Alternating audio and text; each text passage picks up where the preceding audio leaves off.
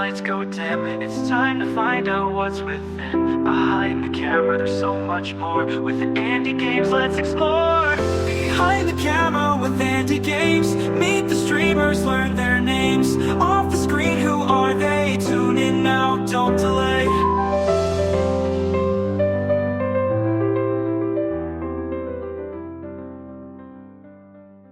Hello everybody and welcome to episode 45 of Behind the Camera with Indie Games, the podcast where we sit down with creative people from all across the world and let them share their journeys in their own words. It's a chance to get to know not just their art, but the stories that made them who they are. Today, our guest is Lesle Lane. Lesle is the founder of Studio 13, a photography company that prides itself in providing top quality customer experience and assistance in growth through their photography. We discuss Lesle's lifetime background in photography through her family, her days as a competitive ice skater, and much more. If you're new here, be sure to follow the show, leave a comment, a review, or share it with someone who'd appreciate these stories. All of that really helps us grow. Now, here's the interview. Lesle, thank you for taking the time to join me on Behind the Camera with Indie Games. Welcome to the show. How are you doing today?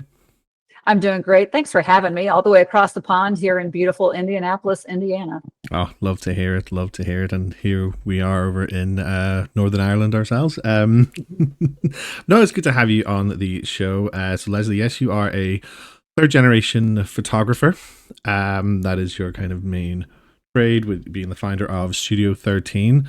What can you tell us then about your background in photography and how that led to the founding of Studio 13?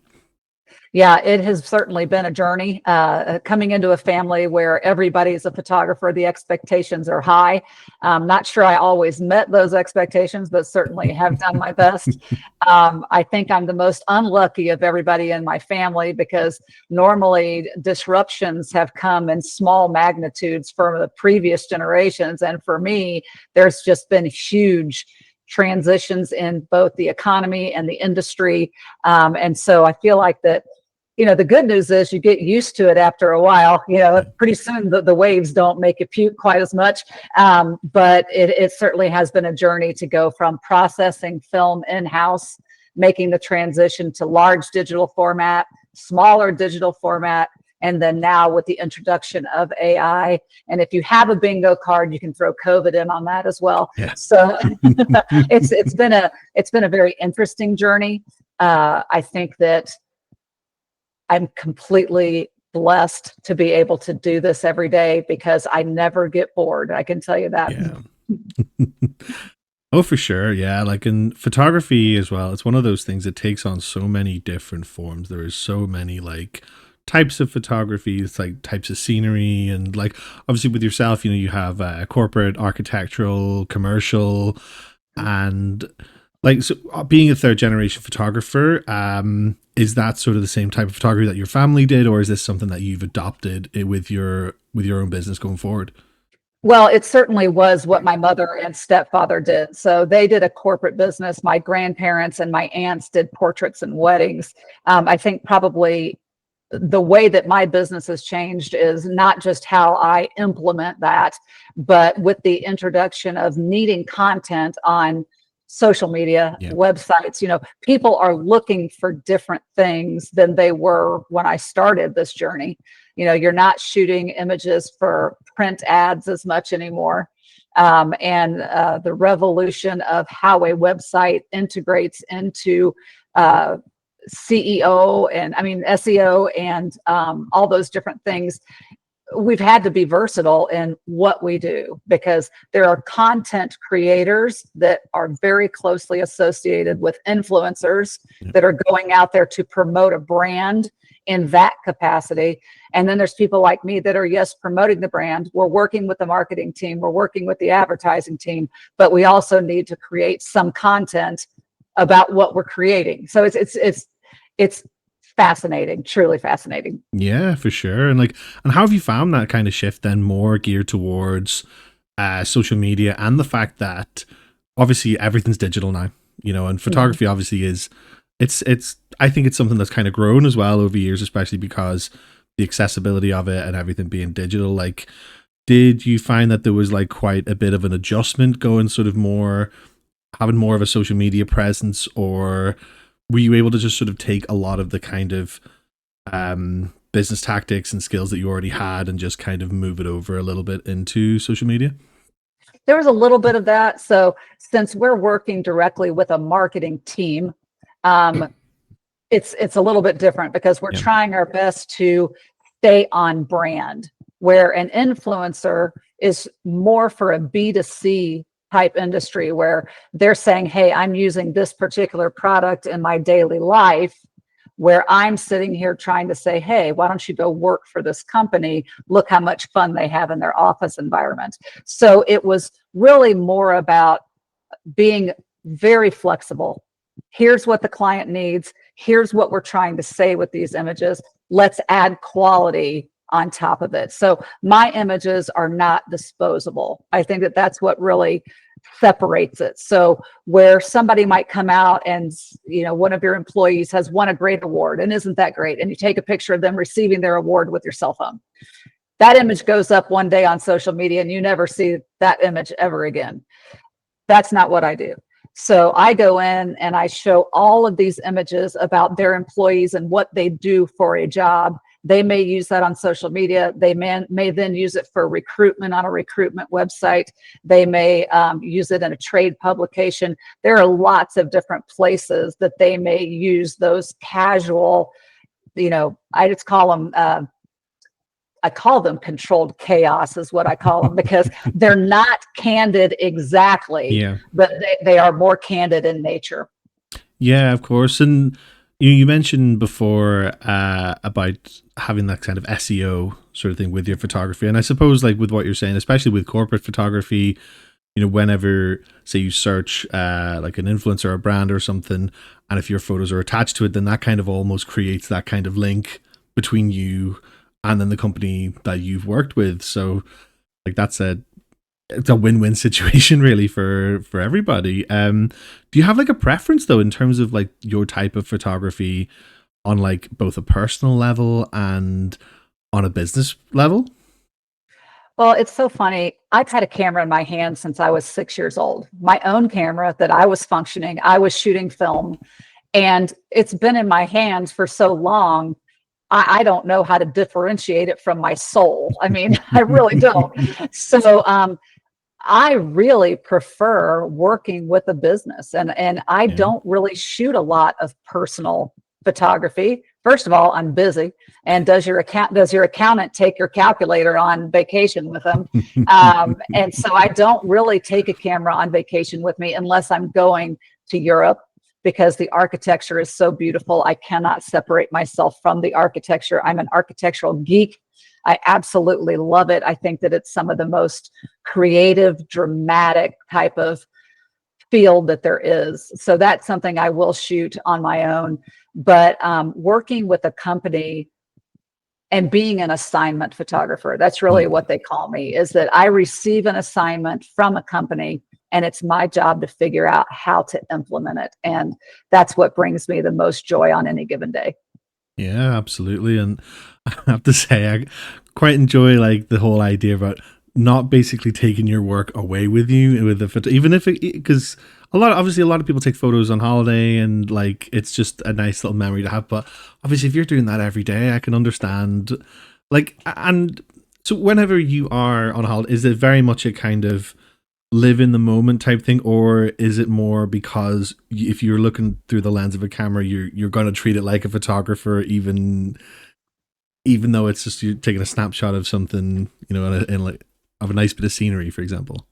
Yeah, my husband laughs at me all the time. He'll be there taking pictures while we're on vacation, and then I take the same building or the same whatever, and he just looks at my phone. He goes, "Why do I even bother to take pictures?" And I'm like, "I don't know why you bother to take pictures." But yeah, so I can't, even if I've got my cell phone in my hand, I cannot look at a building or scenery without looking at it like it's the most important photograph I've ever taken in my life. Yeah, no, I can understand that. Like angles, lighting, everything. You so much to work with, even if it's just a fleeting photograph. Yeah, it's funny because like even whenever like my wife and I go on holiday or anywhere, like I'm the designated photographer, and it just got to the point where like she just turned and goes, Yeah, you take a lot of photos anyway, so I mean, you might. I don't need to. I'm like, all right, okay, cool. But at some point, you need to be in the pictures. That's the thing about being the photographer is that you're not in the pictures. Yeah, exactly. Maybe that's why. So you mentioned about then really enjoying architecture like as a whole, and is that something that's always just been like a passion of yours, or like something you've enjoyed, or is that part of the whole being a third generation photographer? Has that kind of come with it? You know, uh, because I do lots of different kinds of work, and my dad and mom did the same thing. You know, they were working in architecture, food photography, product photography. Um, I really came in to love architecture when I got to know architects better. So when I saw the process of how a building goes from dirt to livable if it's a house, or occupying if they're an organization, the vision, uh, the vision of these people, men and women and all kinds of identities, whatever they are, that can visualize this and put it on a piece of paper. It's unbelievable. And when I went to Europe for the first time and I saw some of the buildings, I wept. Oh The wow. the beauty of buildings. I was in Switzerland the first time, Hmm. and when I walked into this Jesuit church that was hundreds of years old and it was laden with gold, I wept at the beauty and the artistry of how that building was constructed. And I think that that's one thing that Europeans have over Americans. You've got the age of the buildings. Obviously, there's some places that have dealt with war, and so Yeah. you have to deal with that. But for the most part, over there, you guys try to keep your history and you try to build on your history. Some of the churches, like the Basilica, it's been under construction for 1,000 years. And we don't do that here. We tear it down. And only if it's declared historic, and then people grumble because it's declared historic and you've somehow got to figure out how to work the code to get your building up to snuff. But it is an unbelievable feat to think of how some of these buildings were created and the people that went behind it. It's truly amazing. Yeah, absolutely. And yeah, like a lot of European like cathedrals, churches are like a huge thing in Europe as well. Like, I mean, I was actually recently in Bratislava in Slovakia, and they have a cathedral there, and like even at the very top, you can just see, no matter where you are in the city, you can just see the reflection of like the gold coming from the top, and it's like so remarkable, and it's like because it's something that you can see, it's so identifiable. And like you said about the history as well, like I mean, so much of like Eastern Europe in particular was like ravaged by war, but they managed to sort of keep that kind of rich history about it. They managed to like keep some of the buildings but restore them, but they still kind of have their kind of structural integrity. And so yeah, I can understand. I never knew though that like about America, that the architecture wasn't really as good. Like I would have thought, obviously with the size of it, but I suppose maybe comes down to like population in a way, I suppose. Well, and today I was out at a meeting with one of my architectural friends, and we were talking about the subject because with everything going on in our country right now, and I don't want to go down the rabbit hole too far on it, steel imports are down because of tariffs, and we're seeing that people are having to be more creative with how they do construction because the costs are being driven up so high. And so we've got a building very close to my house that what they're doing, the medical building, is instead of tearing it completely down and starting over, which is what Americans normally do, they're actually trying to just tear as much of the facade off as they can to keep the steel. Oh So wow. the steel is still usable. And so they're figuring out how to build around the steel so that they don't have to import any steel to keep the construction costs down. So I think that as this current administration is in office, people are going to have to be more creative. They're going to have to work beyond the tear down mentality. And certainly we have old buildings here in this country. It's not that we don't, but I feel like that it's just too easy to tear it down. It's too easy to just start over. And when construction costs were low, there was even more reason because tearing down was cheaper. Where now working with the building that you have may become the more cost effective method of building in the years to come. Yeah, that's like such a shame though, because obviously you're like with tearing down these buildings, you know, you are potentially tearing down like a vital piece of history, you know, like with a lot of significance. Is there not like protection in place for some of these buildings, or is that what you mentioned about like it being sort of deemed historical? Is that like the kind of only protection that can be put in place? Yeah, so there is down in southern Indiana, there is this absolutely gorgeous hotel called the West Baden. If you ever get a chance to look it up, and in the 1900s, it was called the seventh wonder of the world, down tiny town, Indiana, and it had the largest expanse of a glass dome anywhere in the world. And over the years, it was used for hotels and gambling, and there were trains coming in from Chicago, lots of historic stories. And then Depression came, war came, and then all of a sudden the building ran into, it just was starting to fall down. And so the Indiana Historical Society bought it and put an injunction on it, and Indiana itself put the money in to stop it from falling in on itself because it was so beautiful. And then someone came along, bought it from the state of Indiana for a song, and came in and restored it to its original splendor. And thank goodness for that. But the Yeah. Historical Society had to get involved because it was going to literally fall down. And it is one of the most beautiful pieces of architecture that I've ever seen in this country. And it's right here in southern Indiana. Oh wow.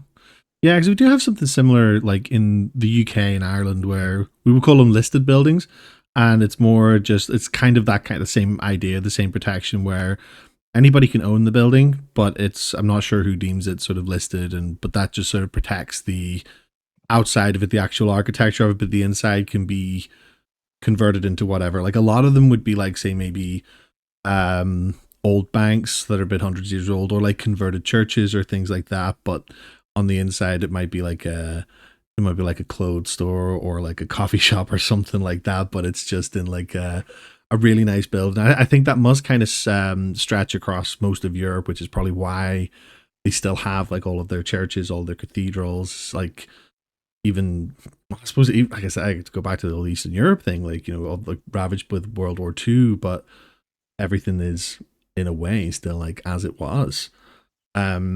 That's interesting, like especially just how you kind of came about into being fond of architecture in itself. And I have to say, it kind of makes me appreciate it a little bit more being where I am and what's around me, like considering that obviously in the States it's an entirely different sort of situation. Well, and remember that for your churches, and you know, I can't name our churches here because I wasn't around then, but one of the things I loved about coming over there was the community had to come together to get the money to Hmm. build these buildings.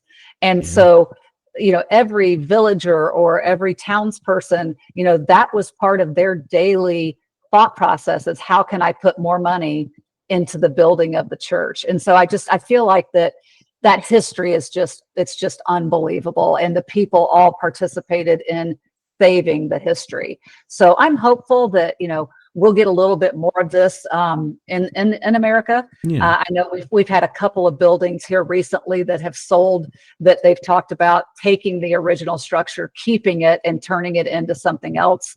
So I'm hopeful that that's a trend for us. Truly am.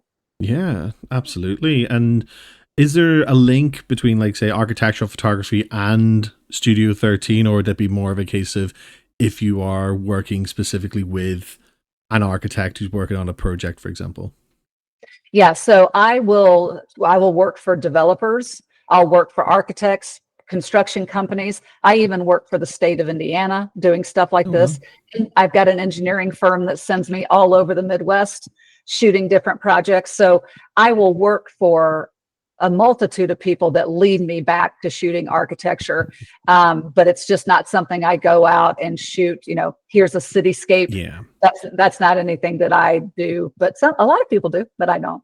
No, that's totally fair. I suppose in a sense you kind of have to separate the sort of professional side of things, and also kind of still keep your love of it, and just when it comes in, but you just enjoy it for what it is in that sense, I guess. Well, yeah, and like most photographers, we all have to pay the bills. Yeah. And so, we only shoot architecture during the summer.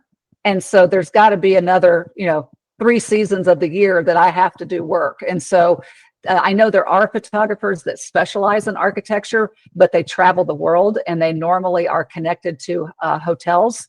So, Hilton has their own photographers. All of the different brands have photographers that they have trained for their hotels. And so they work year round because they'll just go to where it's warm and shoot that resort during the winter. So I know there are people that do specialize in just architecture, but in a middle market like I have here in Indianapolis, I really have to be much more diverse than that. And that's the other reason why filming content creation while I'm in a company has been something I've done, is just the sheer flexibility of, hey, this is what my clients need for me to do. I'm going to do it. So, yeah, absolutely. And it goes back to what you're saying, where like portfolios aren't really in printed format anymore. Your portfolio it's now your content, like whether it be like a slideshow of your photography or videography or whatever it may be. It's like that's what it is now. Portfolios are now digital. And do you find it like, with it being digital now, that it's like a lot more difficult to sort of like compete or stay ahead, or is it just a case of you just keep on going with the sort of trends that come in online? well, you certainly have to be up with the trends, and it doesn't work if my customer doesn't know their market well. So, for me, I come in and people say, we're designing a new website. We need new photography. Great. What do we need to tell your market? And so, just using myself as an example, we did a new website last year, and the very first thing we did was poll my clients.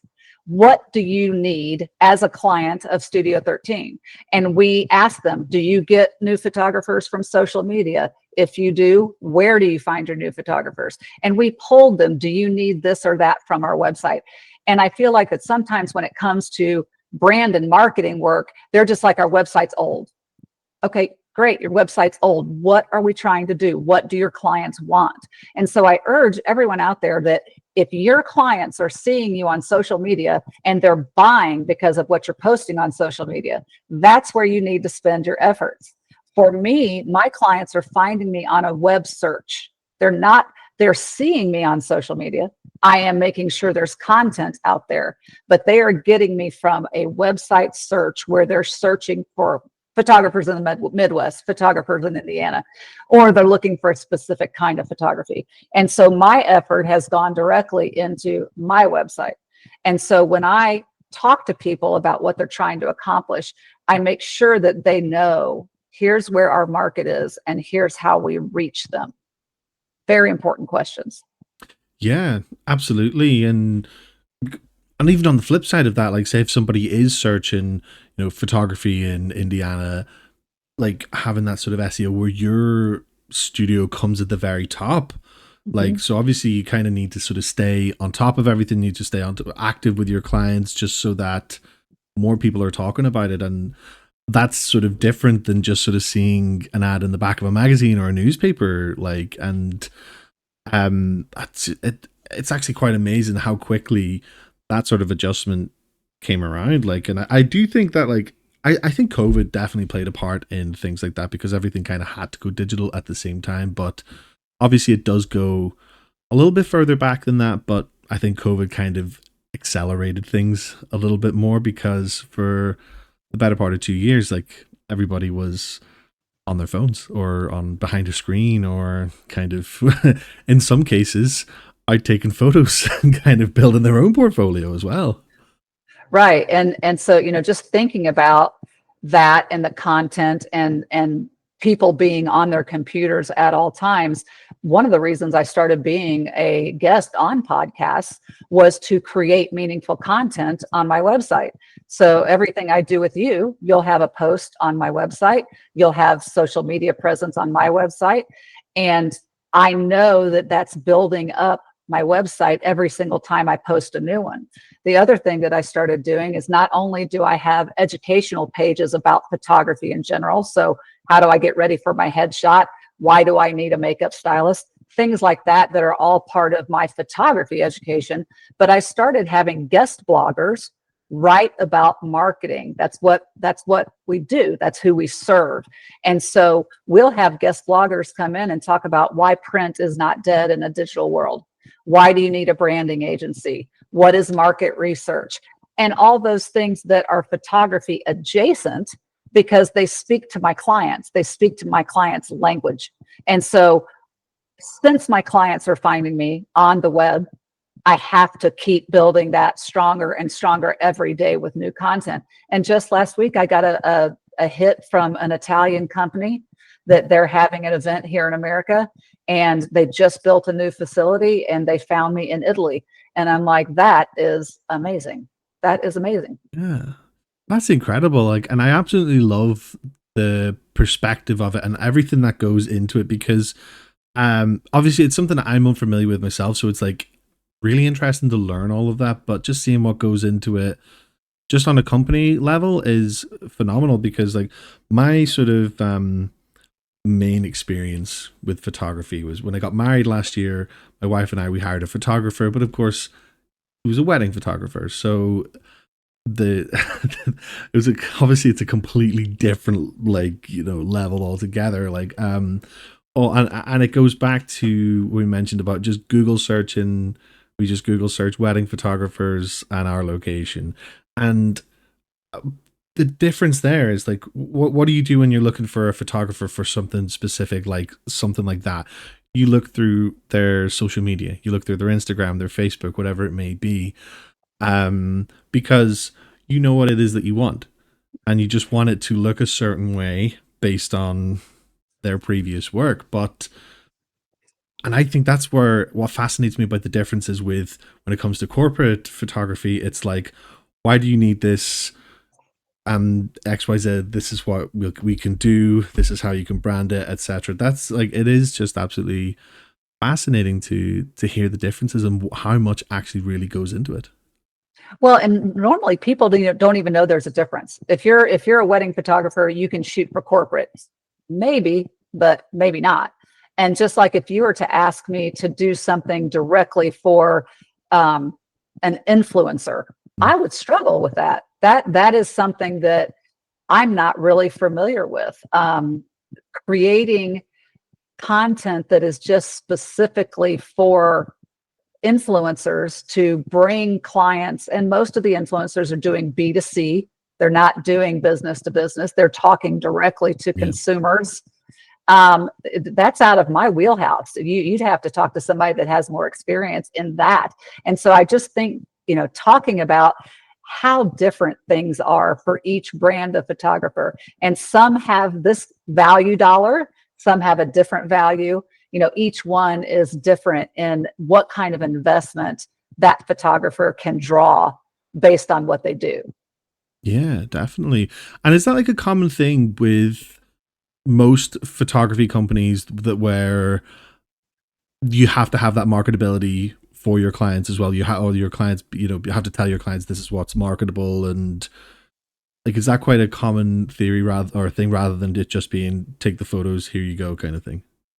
Well, it should be more than it is. I'm going to be very honest with you. So if we're working directly with the marketing firm, an agency, or if we're working directly with a marketing internal contact, that is very much part of the conversation. If they're a company where maybe their HR person is hiring the photography out, maybe their office manager is hiring the photography out, maybe an intern. I've had that recently where they have a social media intern that's actually the person making the decisions about photography. That's when I have to come in and maybe draw a picture about what we need to say, you know, help them. And I feel like that's one of the things that separates me from my competition. I'm not just going to give the client a quote. Yep. I'm going to ask them those questions. I'm going to engage. And if they don't know the answers, I'm going to help them find the answers. And so yeah, I follow this excellent woman on LinkedIn. Karen Williams is her name, and she is a buyer. She's a photography buyer, and she talks about constantly all the things that separate a true professional from an amateur, and the difference in performance is just growing. So the person that's trying to do it part-time compared to me, that I'm running an organization with about 9 photographers underneath me that do various things, that separation is growing. And so if a company wants to get deliverables on time for the price they quoted and shoots to go smoothly, they have to pay extra for that. Yeah. And so just continuing to make my business different, continuing to partner with my clients so that their needs are getting met at an excellent level. We don't succeed every single time. I'm not gonna say we hit home runs every single time, but we consistently hit doubles. And sometimes knowing that your client knows that, you're going to get consistent results every single time. And that's what we do. That's how we do it. Yeah, and I think that's exactly how it should be, as you say, especially more so. Because it's quite funny when you mentioned about, say, like the photography being like hired by HR, for example, and I think I can sort of give you a real life example because I work in a corporate office, and it's one of those sort of typical, like, you go onto the website, it's like the sort of typical financial services website where you'll see all of the photos are maybe like a group photo with a load of execs, and you have the odd sort of candid in quotation marks of somebody smiling, laughing at their desk when truthfully nobody's like that in the office. And I kind of feel like, is that sort of not like a front as such, but is it more just to sort of bulk out? Is that photography in that sort of aspect? Is that more just to bulk out a website, or is it to have this kind of approachability about it? Or what's the sort of, like, from your own experience, what's the kind of marketing behind that? Yeah. So with financial services, it can be banks, it can be investment advisors, it can be anybody that has anything to do with money, accountants, portraying likability, portraying trustworthiness, authenticity, all of those things go into the messaging. And so, no, those are not just to bulk out a website. Okay. People buy from people they know, like, and trust. And no industry is it greater than that, than money. And so and I worked for a lot of investment advisors, and we will methodically think about that message. And especially people are trying to get away from stock imagery because all the financial advisors use the same 2 people shaking hands in every single shot. And so we will replicate those images that make the viewer feel welcomed. We'll do that with real people, and we'll do it in a real office, and showing a financial advisory firm's office. You're talking about, hey, this is a tangible, successful company. They have an office in London, Dublin, New York, LA, whatever it is. They have a brick and mortar building that shows you they are successful. They are who they say they are. And this is not a joke, and it's not a bot. So, I mean, we're getting into these gray areas where computers are making websites that look real when they're not. AI is getting involved, and people are like, oh my gosh, is that real? Is that not real? And so it's getting more and more important that these photographs represent the company and where their building is, who their people are. So no, it is, I think it's becoming even more important. So people, they know what they're looking at is real. They're transparent. It's transparent. That's honestly, it's a very interesting perspective, because that's something, having been in that sort of same career for nearly a decade, it's always something that I've wondered, because from that perspective, it's like the outside looking in, but being on the inside, and you kind of see what it's really like, kind of thing. Yeah. That's kind of we all want to put our best foot forward. I mean, yeah, absolutely. No, that's an interesting perspective, but I suppose it makes sense because it's like you say, it's the authenticity. It's like, this is our office. These are the people who work here. These are, and yeah, about the stock imagery. Like, I remember seeing one somewhere. It was on. I was job hunting at one point like years back, and like, and thank God I never applied for the role on this site. But one of the photos had like a watermark still on it, like on their website. Oh, Like, that's awful. yeah, it was kind of like, okay, that's kind of it kind of screams website under construction a little bit too much. Well, actually, what it screams is that they stole the image and didn't pay for it, because as soon Oh, as you that's pay true. for it, they take the watermark off. Yeah, they've just gone onto Google, right click, save as, this will do, and then move on to Yeah, the next thing. exactly. Exactly. That's hilarious. So obviously, like, you've had your company for a while, and whether it be a global thing or whether it just mainly be where you're based, but photography is obviously like a more of a male driven role. How is it like being a woman in this industry, and sort of what do you feel like you need to do to stand out to sort of succeed and overtake based around that? Well, it's a lot different than it was when I first came into the Mm. industry. I mean, I have to tell you that I was the only woman in the room for a long Oh time. wow.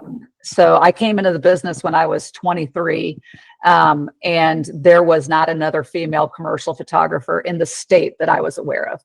Um, Indiana is a pretty conservative state. And so, still, I probably, my buyers have become more and more female, because Yeah. people in marketing and advertising are predominantly female. But the problem is that as women, if you run your own photography business and you have a baby, what do you do? And so traditionally, in Indiana, a lot of women still are expected to maintain the heavy lifting when it comes to family management. Hmm. And so I was fortunate enough that I could hire someone to help me, and keep my business going. But a lot of people don't have a business that is making enough money to offset the childcare expenses. And so I think that that's a real problem in commercial photography, where if you're doing portrait wedding photography, that's done nights and weekends. And so your spouse can take care of the children. You stay home during the week. You work in photography nights and weekends. It's a little bit better balance. And we still don't have a solution to that. We still don't have a solution to women being in corporate photography because of that. Um, so I think that it's going to be a while. America, in my opinion, is a little bit behind in how the division of labor is taken care of in the household. I think it also helps that many European countries give paternity and maternity leave. Yeah. Here in America, we don't have paid maternity leave. Oh no way. So you have to build up. Now, some companies are offering it, but it is not mandated by our government. So you either have to build up your own vacation time and take that, or hope that you work for a company that allows it. Most companies give women, if they offer it, they'll give women 6 weeks off to have a baby, and then they might give a man a week to have a baby. And so all those things, along with the cost of daycare, is incredible. Where in Europe, there's some countries that give a year off, and the parents get to split that leave between the man and the woman. They can both take 6 months off, or you can split it however you want. Many of your childcare, they don't accept children until the age of 1 for that reason, Hmm. so that you get the time at home to bond with your children. And we just don't have that here. And so there's a lot of hope for where this country can go. But until we meet some of those basic needs, you're going to find that women continue to not have the same opportunities, not due to a lack of talent, but due to a lack of resources. And it's just tough. So I hope women can continue to grow. I think that's why you'll see a lot of female influencers, a lot of female podcasters, because they can do that in their off time while still taking care of their family. But in America, in order to work in corporate America, you've got to work Monday through Friday. And how do you do that and maintain your household if you don't have the financial resources? That's shocking to me, the way that the workers in America are treated like that, like with their time. Like, where is the balance? Like, I know in the UK at the moment there is a whole big things surrounding like work-life balance, allowing people to do these things like podcasting, for example, or like you say, people who are photographers on the side, like wedding photographers, being able to do that of a night or taking time to do that. Like, but even the maternity paternity thing, like that is absolutely just, I'm bewildered by that, like honestly, because like here you get companies that will offer you like fully paid for 6 months, and then you go on to like 3 months of the stat pay from the government, which isn't much, but it's something. So most mothers here, at least in the UK, are getting 9 months. And that like they're fine for 9 months, like maybe with a little bit of saving or something. But that's it kind of makes you question like how are people meant to succeed? Like, and I think it goes back to what you say about like America being maybe like a little bit backwards, but like how is anybody meant to succeed if everyone's being like worked into the ground in that aspect? Like that is absolutely shocking to me. Oh my god. Now, I will tell you that the younger generation, they seem to see the insanity of it. Mhm. They seem to understand it. My daughter is very conservative, but she got into an argument with somebody about, uh, and I hate to say this because it's going to be a hot topic, but about abortions and about childcare and all this stuff. And they said, until you make paid maternity leave, until you get free diapers and free formula and daycare under control, you cannot take the right to an abortion away. And as morally wrong as some people think abortion is, and I'm not judging anyone, it's Mhm. everybody's Of life, course. there has to be support for families. And this isn't just a women's issue. This is a family issue of how to make people successful at home as well as at work. And, over in Iceland, they've already moved to a 4-day work week Yeah. so that people have more balance in their life. And it's passion projects. It's getting a load of laundry done before work starts on Monday. I mean, it's just the basics of trying to live a life that's not driving you into the ground. And I know more women would love to work. I am so fortunate that I leaned into this gig economy really hard about 3 years ago. And my social media person is a stay-at-home mom. My administrator is a stay-at-home mom. My salesperson is a stay-at-home mom. I've got all these people that want to work 10, 12 hours a week, and they put that time in with me, and then they go do their thing with their kids. And so I feel very fortunate that I can bring young women into my fold, give them a better life than what I had, while fulfilling them professionally, because it does get hard to be with your kid 24/7. I don't care if you're a man, woman, or anything else in the world. You could be a panda bear if you had to stay with your kid 24/7 without a break. It's hard. It's hard. And so helping women get into professional positions, I feel like, is extremely important in this country. I 100% agree. And like it's an interesting point as well because um the last company I worked for was a big American bank, and in my time there, the male CEO left and was replaced by the company's first ever female CEO. And there was this whole big whole big rally behind like, okay, female CEOs, this was like the kind of hot topic at the moment, or at the time, sorry. And like I think I'm all for that. I think it's absolutely brilliant, but it's you look at it on like that level, the highest level you can possibly be in like a big global bank, then you kind of go down to sort of the women who are working 9 to 5 and they don't get to sort of like work on their passion projects. It just doesn't like make sense. So it's good that in a way that it is kind of catching up on itself in like its own way, either if it's like slowly or what. But I think like I particularly like what you said about you're able to like sort of mentor people who want to work 10, 12 hours a week, because even if like they can't work full time due to like family commitments or something, you're still giving them that chance to, they have a bit of work, they have something that they're getting experience in that can possibly even take them further into like something else. And I think that's like, I agree with you, like that's incredibly important to give people that kind of power and exposure that like not everybody can get. Well, and so many women have huge gaps in their resumes while their children are young. And then Hmm. they try to get back into the workforce, and all they do is say, well, what'd you do for the last 5 years? Well, I've raised children. And so, I'm able to give them a line on their resume. I'm able to give them a LinkedIn profile that keeps them active in the workforce. And I'm able to give them a recommendation when they go out to look for a job. They can use me as a reference to say, this is what I've been doing for the past 5 years. So I'm grateful for it. I do have men on my team as well, Hmm. but since we were on the topic of women, and I just think that this next generation, they do not want to work like my generation did. And it's not a sign of laziness. Dear God, no, it's not a sign of laziness. These young people want a life. Yeah. They want to live. And my children have point blank said it to my face. We watched you work yourself into the ground. And they're like, we're not going to do it.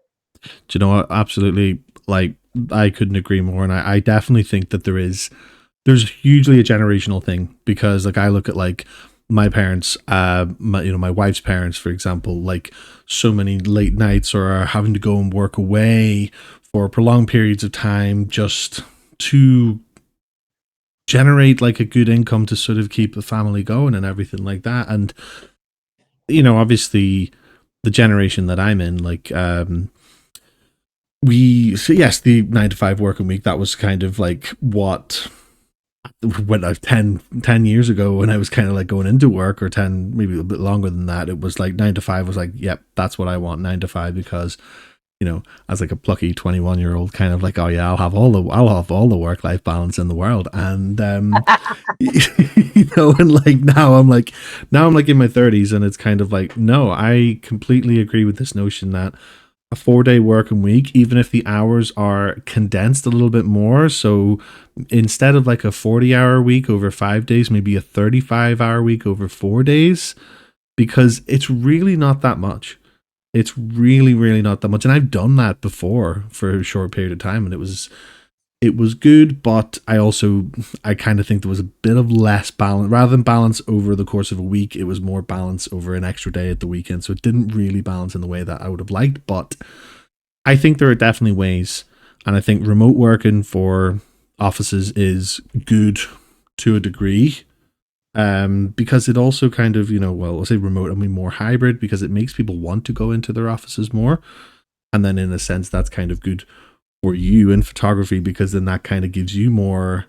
So I think in terms of like the global workforce, there is like so much that could be improved on. But I think it is kind of just like the younger generation are just pointing these things out. And it's like, I think it does kind of get a bit misconstrued, where some people will say it's like, oh, everyone just wants to be a YouTuber or an influencer, but it's just not the case. It's just like we just, there's so much more we want to do than just work. And I think also less people are having kids these days, and I think that kind of plays into it as well. Like, I mean, I know like my wife and I, we want to travel, we want to do a lot of traveling, we want to do all sorts of things, but the two things you need for that are time and money.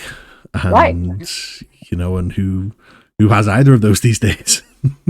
Well, and you're absolutely right. And I just think that it is fabulous that the younger generation is coming along, and they're hopefully going to change things, especially in this country.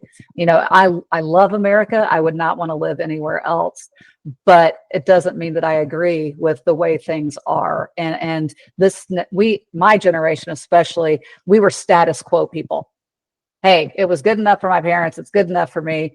And they're just not. And I love it. I mean, I worked, my oldest daughter actually came in to help me transfer my business from a W-2, which is a full-time employee situation, to this contract worker model. She came in, she said, I'll give you 2 years of my life to help you change this business and make it work for you instead of you working for it.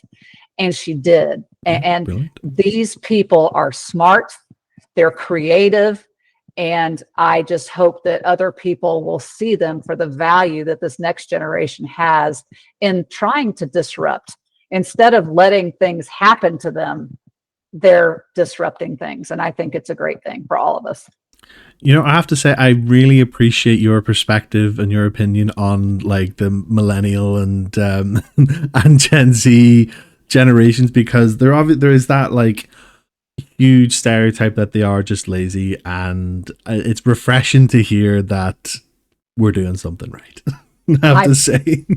I'm a fan. I'm a fan. So, just to like put the photography aside for 1 second, you are also a former competitive ice skater as well, which I am very fascinated about. I would love to hear all about this. So tell us, where did this all start from, and then how did you progress in a sort of smaller career in that? Yeah, so I was actually born in Columbus, Georgia. And for those of you that are not American geography majors, it is a very southern, it borders Florida, which most people know where Florida is. And it's hot and there's no skating rinks. And so, well, there weren't at the time. So my mother and father got divorced, and my mom married my stepfather, who's like, I call him my father, here in Indiana, which is northern, closer to Michigan, closer to Canada. And he was a hockey player. And so the very first Christmas I was here, he bought me ice skates. And I fell in love immediately. Like, it did not take but twice for me to say, this is what I want to do. And so I was about 7 or 8 when I got really serious into the sport, and was waking up at 5 o'clock in the morning. The neighbor across the street also happened to be a skater. And so my parents are like, do you want to go to the rink at what time? And so I would have to trudge across the street in the snow. And my ride was a teenager. And so, it's 4:30 in the morning. We're supposed to be at the rink by 5 or 5:30, and she's still asleep, and I'm throwing pebbles at her window. And I'm like, hey, you need to get up and take me to the rink, because I'm half your age and I'm not in high school. And so I did that.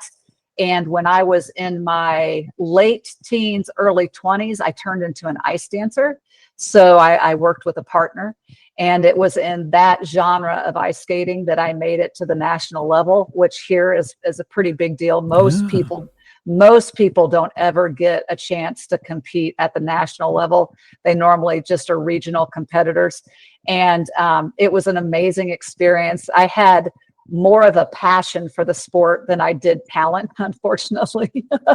And so I was never going to be an Olympic skater. But I tell you, the sport taught me so much. This life, unfortunately, is unforgiving when you make mistakes. And so is a piece of ice. It is very unforgiving, both on your body and on your emotional soul. The judges are pretty unforgiving in how they judge you based on your appearance and your outfits and who your coach is. I do think the scoring in the sport has become more fair. They're doing it much differently now than they did back in my day. But the discipline that sport taught me, and perseverance, that you don't get anywhere without working hard. My coach used to tell me, I used to say, I wish I had more talent. And she said, Leslie, I would take 10 people like you that love the sport and work hard than somebody that has nothing but talent. Because if you don't have the rest of it, you're never going to get anywhere anyway. And I think that that's true with life. You don't have to have all the talent. You just have to have the drive and the passion for it. And that's the reason that I've been in photography as long as I have, because there have been times that I thought I was going to fail. In fact, there were times that I was very close to failing. My mother would not allow it. She was very generous with me, that when I went through a terribly rough time, she helped pull me through it. But had I not had the mental aptitude to stick with it, her helping me through it wouldn't have changed anything. And that was all taught to me by skating. Tough coaches, tough judges, and just understanding that sometimes life isn't fair, and days you should win, you don't, and days you shouldn't win, you do. And those are my life lessons that came from a sheet of ice. Yeah, and that's incredible. Like, and it's important to sort of take those like little lessons that you learn and be able to sort of like take them into your later life and your career and things like that. There's like so much to take from it, and like you say about the discipline, like you run a business now, like obviously you need like a level of discipline for that. And obviously like you can take so much from when you're ice skating for that, like early mornings, late nights, having to do things a certain way because your clients are going to give you feedback, and etc. So like that's, yeah, like it's that's brilliant. So what was it then? What was the ultimate factor that made you want to, well, not want to, but made you sort of stop competing in ice skating? Well, for every one male skater, there's 20,000 female skaters. Oh, wow. The number could be even more than that. I don't even know. But I finding a partner was extremely difficult. I'm also 5'8", which makes me quite tall for a ice skater. And so that meant that at 5'8", I needed my partners to be 6 foot and over. Yeah. And that was just terribly difficult to find. Also, my last partner that I had was not very nice to me. And it's not uncommon in these sports that require a team, Yeah. that there's a stronger personality and a weaker personality. And I'm just not a fighter. I never have been. I believe that life should be full of love, and I'm not living with rose-colored glasses on, but if we can't have a good time in life, what the heck are we doing? And so that partner really turned me off to the sport. I regret to this day that I didn't try to find another partner when that one was over, because my second partner was fabulous. We are still friends to this day, an amazing human being that I'm grateful to know. So I do regret that I gave it up maybe a little sooner than I should have, but it comes down to the point at 22 years old.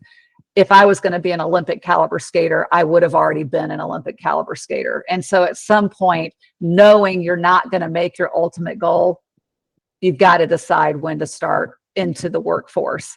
And so I went ahead and finished college and joined my parents' business a couple years later. Yeah, like it's one of those things where you get to a point with it, maybe you've done it for so many years, and you do have to like kind of ask yourself, is this going to be something I can make like long term and live off, or is this just going to be a really expensive hobby kind of thing? And Right. And I could have coached. In fact, I did coach for a couple of years while I was getting into the family business. But I knew the rink is more dramatic than any good soap opera. I knew that was not a career that I wanted. The rink is just full of pageant mothers and daughters that, I did not want to be a long-term coach around that atmosphere. And so it really made it pretty easy to make the decision to go into the family business. yeah, no, I can completely understand that. And like, do you ever still do like a little bit of ice skating here and there down at the rink, or is that something that's well and truly in the past? Well, I haven't given up my skates yet. I do wish I skated more than I did. We were going, my old partner and I, we were skating about once or twice a year for a while. And then he decided to get married and have a home in Maui. And Oh. so, he's not home as much as he used to be. And then as I've gotten older, unfortunately, my bones have started to deteriorate. And the last time I was at the doctor, I'm like, is there anything I shouldn't be doing because of my bone density problem? And she's like, well, you don't do anything crazy like ice skate, do you? And I'm like, I okay. And so I had to tell my partner, I'm like, I don't think I better be doing that anymore. No. That is a shame. That is a shame. But like, I mean, I think at the end of the day, you had a incredible run at it, and you've done so much, like more than, like you say, most people get to do. So that's incredible. Like, I can count on one hand the amount of times I've ever been ice skating, and that is because it is just once. And so let's just say somebody of my stature should not ever be on ice skates on a rink. Like, I've always been a big guy. Always been a big guy. Like, I'm over six, I'm just about six, just over 6 foot, and heavy set. And I so I put the skates on, I was all fine, get into the rink, and like I couldn't glide on the ice. I just couldn't glide on the ice. I was almost like treating the skates like pickaxes, just with the way I was moving my feet. I was digging, and then when I tried to get like a little bit of rhythm, I was maybe going into the ice a little bit too heavy, so then it was kind of cutting through the ice but then getting stuck, and then I would end up falling over on like my head or my backside. And I don't think I managed, or no, I managed maybe one lap of the rink in about 45 minutes. That was Yeah, fun. my mother says it's the most unnatural thing she's ever done in her life, and she only did it like once or twice. And then my mother-in-law actually broke her ankle trying Oh to ice wow. skate. So yeah, I don't have any problem with people. They're just like, we're not going to do that. But the thing is, it's like such a. I mean, having sort of like that very, very, very limited experience, like I can appreciate what it goes into it because there's a level of fitness to it and just sort of, well, like you say, discipline. And like I've been to like a fair few ice hockey games here, and I've seen all the guys coming out, just going out doing rings and just sort of being able to stop, get themselves up, carry on. And even like the during in between each period as well, like they'd have like other people coming out like to do like a little bit of a either theatrics or whatever it may be. And it's just it's just incredible, like just how people can do it, take so naturally to it, and just not injure themselves. Well, and the way these skaters train now, so both hockey and figure skating, they're multidisciplined. They're out Mm, doing, they're doing Pilates and they're doing yoga and they're doing CrossFit and then they're skating and they're lifting weights. And I mean, they are so fit. And some of the dynamic things where, especially the pairs and the ice dancers, where they can hold these maneuvers with their partners where we weren't doing anything that fancy back in my day. But because these athletes are so fit, they yeah. are just they're incredible. What they're doing on a blade is unbelievable. Unbelievable. Yeah, it's kind of like amazing how these sports like develop over time, just with with people's habits and people how people like look after themselves and what they do. Like it's fascinating how these things like blend together to enhance something like that. And then, have you ever done any sort of ice skating photography, like action shots, or do you sort of is that a thing you just want to keep the two things separate in that sense? Has ice skating ever crept up into Studio 13? It did when I was young. So when my parents were still part of the business, they sent me out to shoot skating to make money, and I was not a fan. I did not enjoy it at all. But no, I don't do that anymore. And luckily, there are sports photographers that specialize in those types of things, and so I don't have to do that. But speaking of how people have changed in their sport, I do have to ask you, Rory McIlroy is one of the most fit golfers. Have you noticed that people used to look like John Daly when they golfed, and now they look like Rory McIlroy? And I'm Oh like, yeah. that man, he must be in the gym every single day. He is so fit, and he is trans. I mean, he and Bryson DeChambeau have changed how the golfing Yeah. industry looks, how the gear is made. But just the same thing with skating. As these sports have evolved, being a multifaceted athlete, who would have ever thought that you had to be an athlete to play golf? Yeah, no, 100%. Like that has made its way into golf as well. Like you get more people who lift weights are stronger, gives them a stronger drive, and like I mean, it's one of those things. It makes sense, but it's just not something that was done up until very recently. And then kind of people are just kind of like, it's like, oh yeah, that makes sense. Like the stronger someone is, the better a shot they can get. Well, fun fact about Rory McIlroy, he actually is from about less than 40 miles from where I live. I wondered, and he Mm. and Shane Lowry are from close by together, weren't they, up in that area?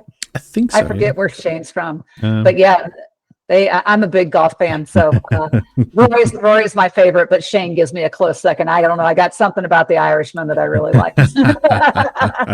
no, totally fair. It's actually one of the opens was actually in the town I live in, like back in September. Like it was Royal County Down is Mhm. I live literally right by there. Oh, that is so Like much that's fun. literally like a 10-minute walk from where I live. Oh, see, and that's what I'm talking about. Look at all that scenic stuff you have all around you. Yeah, I mean, 100%. so much history to photograph. Oh yeah, and like it's quite funny because like we have like here we have like the sort of natural scenery of like the mountains, the sea, and then there is the big hotel overlooking the golf course for Royal County Down. That's like quite a bit, quite aged, but it's like really, really nice building, almost like a castle looking type building. Like, and I have to say, I'm fortunate. I've come to realize how fortunate I am to be where I am, with how well it looks. Because a lot of people do tell me, and then I kind of like take it in sometimes. Just like, yeah, I'm lucky I live here. Well, and now we've got nonstop flights from Indianapolis to Dublin. And so that is my next, not this year, but next year I'm coming to Dublin. So Excellent. my husband and I are going to come and soak up some of that history you got going on over there. Absolutely, absolutely, and you know, it would be absolutely rude not to.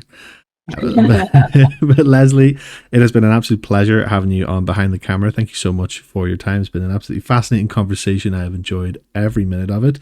I would just like to give you the floor here. If there is anything that you would like to say, if you would like to promote Studio 13, the floor is yours for the listeners. Thank you so much. You can reach me at studio13online.com. You can find multiple resources, both about photography and marketing. You can find me on LinkedIn, both as Studio 13 and Leslie Lane. We are also on Instagram and Facebook, and we would love to hear from anybody that has any questions. Thank you so much for having me. This has been a blast. No, it has been a blast. Thank you so much for your time, and everything you just said will also be in the show notes for the listeners to check out, and definitely check out a lot of Leslie's work. It is remarkable. Yes, once again, thank you so much for your time, Leslie. Bye, Eric. Have a good day. Thank you. And there you have it. That brings us to the end of episode 45 of Behind the Camera with Andy Games. A big thank you to Leslie Lane for sharing your story with us today. I absolutely loved chatting with her, hearing her story and insights throughout life as a photographer, ice skater, and a woman in business. If you enjoyed this episode, please be sure to follow, leave a review, or share it with somebody who'd appreciate these stories. Your support means the world. Until next time, take care, stay creative, and I'll see you soon. But until then, peace.